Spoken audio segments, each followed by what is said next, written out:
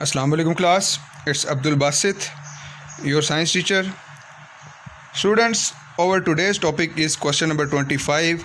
Define the following terms: sublimation, distillation and filtration. तो सबसे बेटा पहले हम स्टार्ट करते हैं sublimation. The process in which a solid on heating directly changes into gas or vapors state is called sublimation.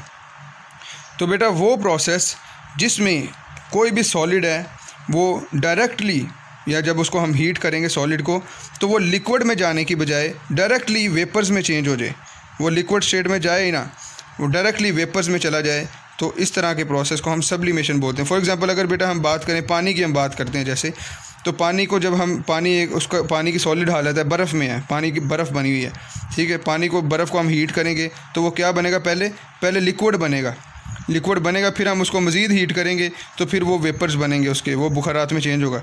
लेकिन ऐसा अगर ना हो, डायरेक्ट बर्फ़ ही वेपर्स में चली जाए, तो इस तरह की बेटा वो वाला यानी कि प्रोसेस जिसमें सॉलिड लिक्विड में आने के बजाय डायरेक्ट वेपर्स में कन्वर्ट हो जाता है, इस तरह के प्रोसेस को हम सब्लिमेशन बोलते हैं. जैसे कि आपको ये नीचे दिखाया गया है इसमें इक्वेशन में कि सॉलिड है, उसको हीट किया है, वो डायरेक्ट वेपर में चेंज हो रहा है. तो बेटा उन्होंने एग्जांपल्स दिए हैं कि आयोडीन, अमोनियम क्लोराइड, काफूर and naphthalene have the property to sublime. तो बेटा वो उसके अंदर प्रॉपर्टी है कि वो डायरेक्टली सब्लिमेशन कर जाता है. नेक्स्ट बेटा आ जाता है distillation. It is the method by which 2 or more liquids are separated by boiling off. The liquid with lower boiling point has condensing it in an other container. तो बेटा ये distillation ये प्रोसेस है जिसमें 2 liquids अगर mix up हो गए हैं, ठीक है, तो उन्हें हम यानी कि डिस्टिलेशन के थ्रू हम सेपरेट कर सकते हैं. तो जब हम इसको सेपरेट करते हैं तो बेटा जिसका वो बॉइलिंग पॉइंट जिसका लोअर होता है वो क्या करता है, वो बॉयल पहले कर जाता है और बॉयल करने के बाद उसके वेपर्स बन जाते हैं. उन वेपर्स को हम अलहदा किसी दूसरे कंटेनर में कलेक्ट कर लेते हैं. जब वो दूसरे कंटेनर में कलेक्ट होता है तो वो वाला लिक्विड और जो पहले वाला लिक्विड है वो दोनों सेपरेट आउट हो जाते हैं. तो इस तरीके से बेटा ये डिस्टिलेशन के थ्रू हम वाटर को भी प्योरीफाई कर सकते हैं. तो उन्होंने एग्जांपल दी हुई है, कहते हैं doctors use distilled water for injection. तो इंजेक्शंस में जो डालने के लिए डॉक्टर्स डिस्टिल्ड वाटर यूज़ करते हैं. इसके अलावा in an oil refinery the method of distillation is use to separate components of crude oil. तो बेटा हमें पता है जब ज़मीन से निकलता है ना ऑयल, उसे क्रूड ऑयल बोलते हैं. तो जब क्रूड ऑयल होता है ना बेटा, तो वो उसमें ये पेट्रोल भी होता है, डीजल भी होता है, मोबिल ऑयल भी होता है, फिर मिट्टी का तेल भी होता है, वो सारे मिक्सअप होते हैं. तो सबको पेट्रोल को अलहदा किया जाता है, डीजल को अलहदा किया जाता है, मोबिल ऑयल को अलहदा किया जाता है, मिट्टी के तेल को अलहदा किया. तो वो बेटा सब को जब अलहदा किया जाता है ना, वो इसी डिस्टिलेशन के इसी तरीके के थ्रू इनको सेपरेट आउट किया जाता है. देन बेटा आ गया filtration. It is the method in which we use filter paper और filter cloth to separate insoluble solids of the mixture from the liquid. तो बेटा फिल्ट्रेशन का मेथड हमने पढ़ा है कि फ़िल्ट्रेशन में हम क्या करते हैं, फ़िल्टर पेपर को यूज़ करते हैं. फ़िल्टर पेपर को हम यूज़ करके तो फिर हम ऊपर से पानी डालते हैं, तो जो साफ़ पानी होता है बेटा वो नीचे पास आउट कर जाता है, लेकिन जो इम्प्योरिटीज़ होती हैं, जो सॉलिड पार्टिकल्स होते हैं पानी में मिक्सअप, वो फ़िल्टर पेपर के ऊपर रह जाते हैं. तो ये फ़िल्ट्रेशन का तरीका था. वो use strainer for separating tea leaves from tea. तो बेटा स्ट्रेनर हम यूज़ करते हैं. स्ट्रेनर कहते हैं पोनी को, वो चाय जो है पुनने वाली पोनी होती है ना, वो भी एक फ़िल्ट्रेशन का ही अमल है. हम फ़िल्ट्रेशन करते हैं ना वो चाय की, तो हम पत्ती को ऊपर रहने देते हैं और हमारी चाय जो होती है वो गुजर जाती है. तो वो भी एक फ़िल्ट्रेशन का ही अमल है. तो बेटा that was all about this topic, so prepare thoroughly. अल्लाह हाफिज़. 6. Give the percentage of elements found in earth crust. तो अर्थ क्रस्ट में बेटा हमने एलिमेंट्स जो पाए जाते हैं उनकी परसेंटेज बतानी है, कितने परसेंट हमारी अर्थ क्रस्ट में ये वाला एलिमेंट पाया जाता है. तो सबसे पहले तो हम बात करते हैं एलिमेंट्स पाए कौन कौन से जाते हैं. तो oxygen, silicon, aluminium, iron, calcium और कुछ अदर एलिमेंट्स हमारे इस अर्थ क्रस्ट में पाए जाते हैं. तो ऑक्सीजन की बात करेंगे, ऑक्सीजन कितनी पाई जाती है, 50% बेटा ऑक्सीजन हमारी अर्थ क्रस्ट में पाई जाती है। फिर सिलिकॉन 26%, एलुमिनियम 7%, आयरन 4%, कैल्शियम 3% और बाकी अदर एलिमेंट्स जो थोड़े बहुत मिकदार में पाए जाते हैं वो 10% पाए जाते हैं दूसरे एलिमेंट्स। नेक्स्ट बेटा क्वेश्चन नंबर 27, एक्सप्लेन मेटलॉइड्स। ये बेटा मेटलॉइड है वर्ड, ये मेटलिड्स ये सर से गलती से लिखा गया है, आपने मेटलॉइड्स लिखना है, जो आपके आंसर में सबसे पहला वर्ड है मेटलॉइड लिखा हुआ है। Metalloids are the elements which show both metal and non metal property.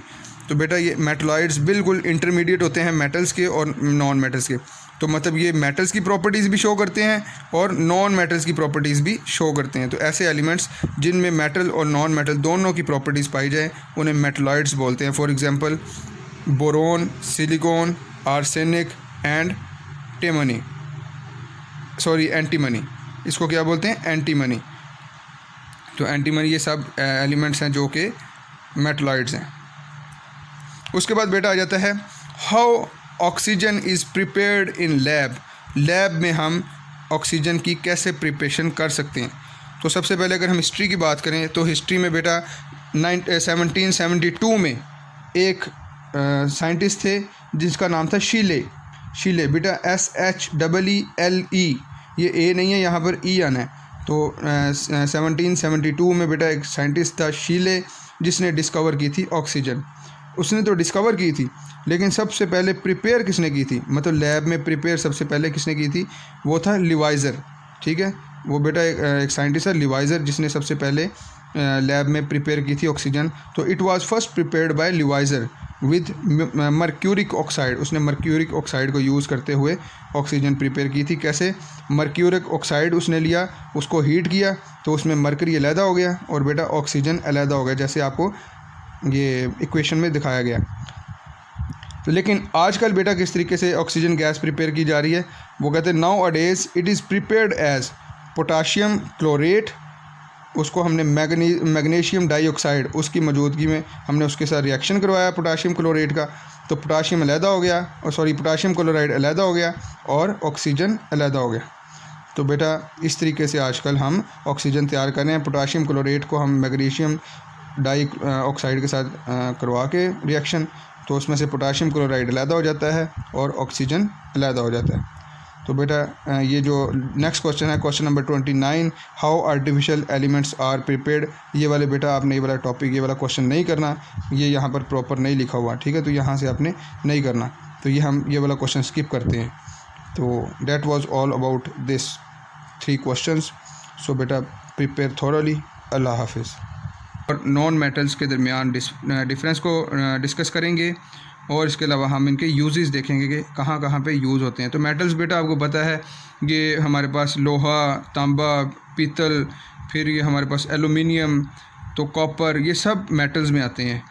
तो इसके अलावा जो हमारे पास रबर्स, प्लास्टिक्स, फिर वुड, ये सब हमारे पास नॉन मेटल्स में आते हैं जिनमें से बिजली पास नहीं होती। तो जिनमें से इलेक्ट्रिसिटी पास हो जाती है उन्हें मेटल्स बोलते हैं और जिनमें से इलेक्ट्रिसिटी पास नहीं होती उन्हें नॉन मेटल्स बोलते हैं। तो बेटा यहाँ पर आपके जो प्रॉपर नहीं लिखा हुआ था यहाँ पर आपके नोट्स पे, तो इस वजह से मैं अपने तरफ से आपको करवाऊँगा आज। तो इसके लिए बेटा आपके पास रजिस्टर और बॉल पॉइंट होना लाजमी है। तो जो जो चीज़ बेटा मैं आपको लिखवाता हूँ उसे फ़ौरन आपने नोट डाउन करते जाना है, तो आपके इसी तरीके से क्वेश्चन और इस क्वेश्चन के नोट्स प्रिपेयर हो जाएंगे। तो बेटा स्टार्ट करते हैं। बेटा मेटल्स एंड नॉन मेटल्स, अब देखते हैं हमने इनमें डिफरेंस क्या है। सबसे पहले metals are good conductor of heat and electricity. Metals जो बेटा होते हैं वो इलेक्ट्रिसिटी और हीट को बड़ी इजीली पास आउट कर देते हैं, उनमें से इजीली इलेक्ट्रिसिटी और हीट गुजर जाती है। जबकि non metals are bad conductor of heat and electricity. Metals में से इजीली हीट और इलेक्ट्रिसिटी नहीं गुजरती। हमें पता है ना कि लकड़ी और रबड़ वगैरह में से उनमें से इलेक्ट्रिसिटी पास आउट नहीं होती। देन बेटा अगर metals are malleable, that is they can be beaten into sheets. तो बेटा मेटल्स में ये प्रॉपर्टी होती है कि उनको हम शीट्स में डाल सकते हैं। शीट से मुराद आपने देखा होगा बेटा लोहे की बड़ी बड़ी चादरें होती हैं जिनसे आपकी मुख्तलिफ़ चीज़ें बनती हैं। फॉर एग्ज़ाम्पल आपके वाटर कूलर, ये जो एयर कूलर्स वगैरह होते हैं, फिर ये डिफरेंट चीज़ें बनती हैं लोहे से। तो बेटा ये मेटल्स में प्रॉपर्टी होती है, मेलिएबिलिटी होती है उनके अंदर कि उनसे हम शीट्स भी बना सकते हैं, जबकि non metals are not malleable. तो जो नॉन मेटल्स होते हैं उनकी शीटें नहीं बन सकती। आपको पता है कि जब हम उसको लकड़ी को मारते हैं, बीट करते हैं, तो उसकी शीट नहीं बन जाती, वो बल्कि टूट जाती है। तो इसी तरीके से उनमें प्रॉपर्टी नहीं होती। Metals are ductile that is they can be drawn into wires. दूसरी इनकी प्रॉपर्टी बेटा आ गया मेटल्स की कि मेटल डक्टाइल होते हैं। अब डक्टिलिटी क्या प्रॉपर्टी है? डक्टिलिटी से मुराद हम इनको इनकी वायर्स भी बना सकते हैं। तारें आपने देखा होगा बिजली की बड़ी बड़ी तारें, या आपके खंभों की जो तारें होती हैं एलुमिनियम की, तो ये वाली सिल्वर की जो तारें होती हैं, तो ये बहुत वो होती हैं, इनको डक्टिलिटी इनमें होती है, तो इसी वजह से ये वायर्स में डाल जाती हैं। जबकि non metals are non ductile, ये मेटल्स, इनकी नॉन मेटल्स में ये प्रॉपर्टी नहीं होती। आपने कभी रबर की या लकड़ी की कोई तार वगैरह नहीं देखी होगी, तो इस वजह से उनमें प्रॉपर्टी ये नहीं होती। Metals are सोनोरियस। सोनोरस अब बेटा क्या होता है? सोनोरस से मुराद जब मेटल्स को बीट किया जाता है ना, मारा जाता है किसी भी चीज़ के साथ। फॉर एग्जांपल अगर आप अपने हैमर के साथ मेटल के ऊपर मारते हैं तो बेटा टन की आवाज़ आती है। वो टन की जो बेटा आवाज़ आती है वो इसकी प्रॉपर्टी है कि मेटल सोनोरियस होते हैं। जब इनको मारा जाता है तो इनके अंदर से मेटेलिक साउंड निकलती है, जबकि नॉन मेटल्स आर नॉट सोनोरियस। तो वो बेटा नॉन मेटल जो होते हैं वो सोनोरियस नहीं होते। आप जब लकड़ी को मारते हैं तो आपको कोई मेटेलिक साउंड नहीं नज़र आती, कोई टन की आवाज़ नहीं आती। देन बेटा आ गया metals have high tensile strength due to high attraction between molecules. तो कहते हैं मेटल्स की जो टेंसाइल स्ट्रेंथ होती है वो बहुत ज़्यादा होती है। मतलब मेटल्स की दोनों तरफ से अगर पकड़ के आप खींचें तो मेटल दरमियान में से टूटता नहीं है। ठीक है, आपने देखा होगा कि जब मेटल्स को आप कोई भी मेटल की लोहे की कोई चीज़ पकड़ लें, लोहे का रॉड पकड़ लें, तो आप दोनों हाथों से खींचें, एक तरफ से एक तरफ, दूसरी तरफ से दूसरी तरफ, तो वो दरमियान से कभी भी टूटेगा नहीं। तो बेटा वो टेंसाइल स्ट्रेंथ है, तो वो मेटल की टेंसाइल स्ट्रेंथ बहुत ज़्यादा होती है। जबकि नॉन मेटल्स उनकी टेंसाइल स्ट्रेंथ लो होती है due to low attraction between molecule. उनके दरमियान मॉलिक्यूल्स की अट्रैक्शन बहुत कम होती है। जैसे आप प्लास्टिक वगैरह या रबड़ वगैरह उसको आप करो तो वो ईज़िली टूट जाते हैं, तो इसलिए उनकी टेंसाइल स्ट्रेंथ इतनी नहीं होती। देन बेटा आ गया metals have high density. Metals की डेंसिटी बहुत हाई होती है। हाई से मुराद ये कि उनके मॉलिक्यूल्स एक दूसरे के बहुत करीब करीब होते हैं, जबकि नॉन मेटल्स उनकी डेंसिटी इतनी हाई नहीं होती, हैव लो डेंसिटी। तो बेटा जो जो चीज़ें ये लिखी हुई हैं यही वाली आपने अपने नोट्स में लिखनी है, यही वाले आपके नोट्स बन जाएंगे। Metals have high melting and boiling point. Metals की जो बॉइलिंग पॉइंट और मेल्टिंग पॉइंट होते हैं बड़े हाई होते हैं बेटा। तो आपको पता है ना, जब अगर किसी मेटल को पिघलाना हो, मेल्ट करना हो, तो उसको बहुत ज़्यादा हम टेम्परेचर देते हैं फिर जाके पिघलता है। फॉर एग्जांपल अगर हम लोहे की बात करें तो लोहे को हमने पिघलाना है, लोहे का पानी बनाना है, तो वो हमें बहुत ज़्यादा उसको टेम्परेचर देना पड़ेगा, फिर जाके लोहा पिघलता है। अब नॉन मेटल्स क्या कहते हैं? Metals have low melting and boiling point. तो बेटा यहाँ पर मेटल लिखा हुआ है, नॉन मेटल यहाँ पे आना है कि non metal have low melting and boiling points. Then बेटा आ गया metals combine with oxygen and form basic oxides. जब मेटल्स ऑक्सीजन के साथ मिलते हैं तो वो बेसिक ऑक्साइड्स बनाते हैं। ठीक है, तो जबकि नॉन मेटल्स हैं वो ऑक्सीजन के साथ मिलके एसिडिक ऑक्साइड बना देते हैं। वो बेसिक ऑक्साइड बनाते हैं। आपको पता है ना बेसिक ऑक्साइड्स क्या होते हैं? तो एसिडिक ऑक्साइड क्या होते हैं? तो वो एसिड के ऑक्साइड बनाते हैं, वो बेस के ऑक्साइड्स बनाते हैं। देन बेटा हम यूजेस की बात करते हैं। पहले हम मेटल्स के यूजेस देखते हैं कि मेटल्स के कहाँ कहाँ पे यूजेस आते हैं। तो बेटा मेटल्स के यूजेस हम वन बाय वन डिस्कस करते हैं। Metals such as copper and aluminium are used to make kitchen utensils, wires, statues. तो बेटा हमें पता है कि मेटल जो होते हैं एल्यूमिनियम, उसके कहते हैं हम जो किचन में इस्तेमाल करने वाले बर्तन, जिन्हें हम आम लफ्ज़ों में सिल्वर के बर्तन कहते हैं, बेटा वो सिल्वर नहीं होता, वो एल्यूमिनियम होता है। तो बेटा वो एल्यूमिनियम के कहते हैं हम बर्तन बनाने के में इस्तेमाल होता है एल्यूमिनियम। फिर वायर्स, ये जो आपके खंभों की वायर्स होती हैं, जो तारें होती हैं खंभों की, वो भी एल्यूमिनियम की होती हैं। फिर इसके बाद स्टैचूज़, ये जो हमारे मुजस्मे वगैरह जो बनते हैं बेटा, वो सारे एल्यूमिनियम के बनते हैं। देन आ गया metals such as gold and silver are used to make jewelries and decorative items। तो बेटा ये जो मेटल्स होती हैं ये जो फॉर एग्जांपल गोल्ड और सिल्वर मतलब सोना और चांदी वगैरह जो होते हैं, तो बेटा ये किस लिए इस्तेमाल होते हैं, ये डेकोरेटिव आइटम्स बनाने के काम आते हैं। डेकोरेटिव आइटम्स, अब फॉर एग्जांपल हमारे डेकोरेटिव आइटम्स कुछ भी हम ले लें, जैसे हम औरतों के ज़ेवरात होते हैं वो बनाने के काम आते हैं। उसके बाद बेटा आता है iron is use to make vehicles, machines, building material. तो आयरन जो है, लोहा है हमारे पास, वो किस काम आता है, गाड़ियाँ बनाने के काम आता है, मशीनें बड़ी बड़ी बनाने के काम आता है, फिर बिल्डिंग के जो मटेरियल होते हैं वो बड़े बड़े काम आते हैं। फॉर एग्जांपल हमारे गार्डर वगैरह होते हैं वो बनाने के काम आते हैं। Tin is use to make cans. अब बेटा जो टिन होता है, आप काफ़ी ज़्यादा टिन पैक पिए होंगे, तो जिस तरह 7 अप का, कोक का, तो वो टिन पैक, वो जो जिस मेटल का वो टिन पैक होता है, तो वो बेटा उसको टिन बोलते हैं। तो वो कहते हैं कैंस बनाने के, हमारे बड़े बड़े कैन अगर हमने बनाने हैं तो उसके काम आता है। Lead is use to make batteries. तो आपके घरों में बेटा जो यूपीएस के साथ बैटरीज लगी होती हैं, उसके अंदर वो जो ब्लैक कलर का होता है वो लेड होता है, ठीक है, तो वो लेड वो बैटरीज बनाने के काम आता है। देन कहते हैं जी zinc is use to make cells, galvanise articles. तो ये सेल्स वगैरह बेटा, ये जो हमारे पास सेल नहीं होते, ये बैटरीज के सेल्स जो होते हैं, ये वो सेल्स बनाने के काम आता है, गैल्वेनाइज आर्टिकल्स वगैरह बनाने के काम आता है। तो ये लास्ट वाला पॉइंट बेटा 6 पॉइंट, ये आपने नहीं करना, आपने सिर्फ 5 यूजेस करने हैं जो ऊपर वाले हैं, ठीक है। देन अब हम पढ़ते हैं नॉन मेटल्स के यूजेस। नॉन मेटल्स के यूजेस में बेटा हम सबसे पहले बात करते हैं non metals such as chlorine is used as disinfectant, bleaching agent. तो क्लोरीन बेटा हम यूज़ करते हैं नॉन मेटल्स में, तो वो किस लिए काम करते हैं, डिसइंफेक्टेंट, हमारे पास डिसइंफेक्टेंट के तौर पे काम आता है। डिसइंफेक्टेंट से मुराद मतलब हमें बैक्टीरिया, एंटी बैक्टीरियल के तौर पे भी वो काम आता है, तो वो ब्लीचिंग एजेंट है।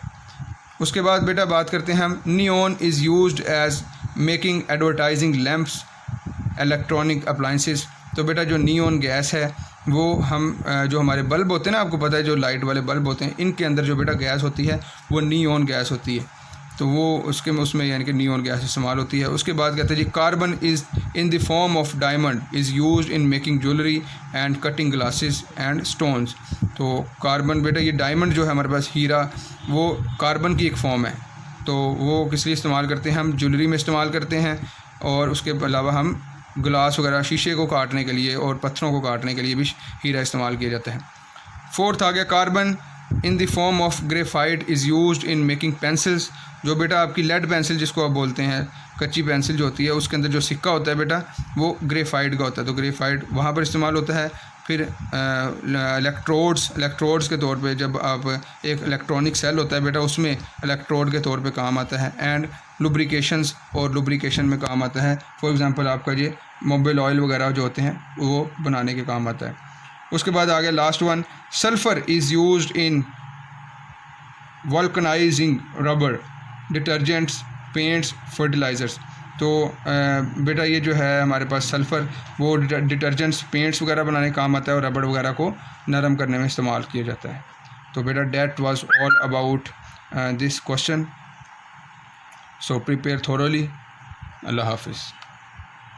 कहते हैं आप ओजोन के बारे में क्या जानते हैं, तो बेटा ओजोन का फार्मूला है O3, इसमें 3 मॉलिक्यूल होते हैं ऑक्सीजन के। तो ozone is found in upper atmosphere. जो अपर एटमॉस्फेयर होती है ना बेटा, हमारी ज़मीन से काफ़ी ऊंचाई पे हमारे पास ये वाली लेयर पाई जाती है, एक तय है। ये मैं आपको अभी इसकी डायग्राम दिखाता हूँ, पहले हम पढ़ लें ज़रा। It has an important biological function. तो कहते हैं इसका बहुत ही इम्पोर्टेंट बायोलॉजिकल फंक्शन है, वो क्या है, it prevent most of sun's ultraviolet radiations from reaching the earth surface.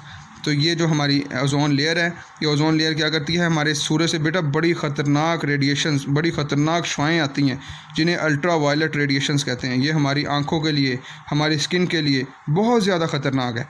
तो ये फिर क्या करती है ओजोन लेयर, ये उस अल्ट्रा वायलेट रेडिएशंस को ज़मीन तक आने नहीं देती, ये इसे वहीं पे रोक देती है। Which can cause cancer and skin problem. तो वो अल्ट्रा वायलेट रेडिएशन ये कैंसर कॉज करते हैं और स्किन प्रॉब्लम्स वगैरह कॉज करते हैं। तो ये देखिए बेटा, जिस तरह आपको डायग्राम में दिखाया गया है, ये देखिए, ये बेटा हमारी अर्थ है, ये हमारी ज़मीन है। ज़मीन से ऊपर वाली लेयर बेटा ये देखो, ये ट्रोपोस्फेयर है। ट्रोपोस्फेयर से ऊपर स्ट्रेटोस्फेयर है। स्ट्रेटोस्फेयर से ऊपर मीज़ोस्फेयर है। ये थर्मोस्फेयर है, ये एक्सोस्फेयर है। यानी कि ये इतने ये देखें, ज़मीन से 12 किलोमीटर तक ये ट्रोपोस्फेयर आती है। फिर इस 12 किलोमीटर से 50 किलोमीटर आगे तक ये स्ट्रेटोस्फेयर आती है। इससे फिर 80 किलोमीटर आगे तक मीज़ोस्फेयर आती है। मीज़ोस्फीयर से आगे 700 किलोमीटर तक बेटा थर्मोस्फीयर आती है। थर्मोस्फीयर से कितना 1,90,000 किलोमीटर ऊपर तक बेटा एक्जोस्फीयर आती है। तो यहाँ से बेटा यहाँ से अंदाज़ा लगाएं कि हमारी कायनात कितनी बड़ी है। यहाँ पर यहाँ से बेटा ये इधर से 1,90,000 किलोमीटर दूर हम पहुँच गए हैं और वहाँ पे जाकर भी बेटा आसमान नहीं आया। ठीक है, हमारा जो स्काई है वो यहाँ तक अभी तक भी नहीं है। मतलब मेरे कहने का मकसद ये है कि ये जो ओजोन लेयर है ना बेटा, ये स्ट्रेटोस्फीयर और ट्रोपोस्फीयर इन दोनों के सेंटर में पाई जाती है। ये आपको ये ओजोन लेयर आपको नज़र आ रही है। ठीक है, ये 20 to 30 किलोमीटर हमारी ज़मीन से दूर होती है ओजोन लेयर। तो यहाँ से बेटा जब सनलाइट आती है तो सनलाइट में बड़ी ही ख़तरनाक अल्ट्रावायलेट रेडिएशंस होती हैं बेटा, जो कि हमारी स्किन में कैंसर कॉज करती हैं, आइज़ में कैंसर कॉज करती हैं। तो बेटा वो उन अल्ट्रावायलेट रेडिएशंस को ये जो लेयर है ये यहीं पर रोक लेती है और जो साफ़ जो सनलाइट होती है उसे ज़मीन तक आने देती है। तो ये था बेटा ओजोन लेयर का काम। नेक्स्ट बेटा आ जाता है question number 31, what is meant by halogens. Halogens क्या होते हैं? हैलोजेंस बेटा एलिमेंट्स हैं जो कि अभी हम पढ़ते हैं। कहते हैं दी 7A group of periodic table. Periodic table का बेटा आपको पता है ना, पीरियोडिक टेबल है जिसमें हमारी दुनिया में पाए जाने वाले सारे एलिमेंट्स वहाँ पर उन्होंने सबको ग्रुप में और पीरियड्स में डिवाइड किया हुआ है। तो बेटा वो कहते हैं what is meant by halogens, the group 7 of periodic table is called halogens. तो ग्रुप 7 के जितने भी जो एलिमेंट्स हैं वो सब के सब क्या कहलाते हैं? हैलोजेंस कहलाते हैं। It involves 5 elements. ये एटम्स नहीं है बेटा, यहाँ पर आपने एलिमेंट्स लिखना है। It involves 5 elements. अब वो 5 एलिमेंट्स मतलब 5 हैलोजेंस, टोटल हैलोजेंस 5 हैं। कौन कौन से हैं? Fluorine, chlorine, bromine, iodine and astatine. They combine with alkali metals and form salts. ये अल्कली मेटल्स के साथ मिलते हैं और साल्ट्स बना देते हैं। तो बेटा ये था हैलोजेंस और ozone. That was all about these questions. बेटा प्रिपेयर thoroughly. अल्लाह हाफिज़।